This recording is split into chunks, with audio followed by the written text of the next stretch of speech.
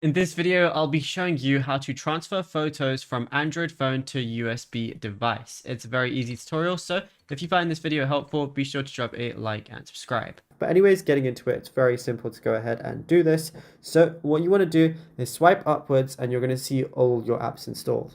You want to locate your Files application. It's going to be called Files or My Files, Google Files, anything like that. So in my instance, it's the My Files application for Samsung. Go ahead and click on it. It's going to look something like this. Now over here, you want to select whatever sort of file or image that you want to be transferring over. So let's say I wanted to do an image. What I got to do is find the image I want to be transferring. So now all I want to do is I can select one image if I want to, like by long pressing on it, or I can select multiple. So let's say I wanted to select multiple right here. I've just selected 3. Now on the bottom left, I'm going to see move as one of the options. If I want to transfer files, I can press move, or if I want to keep them on my phone, but then also put them on the SD card or external hard drive, I could press copy.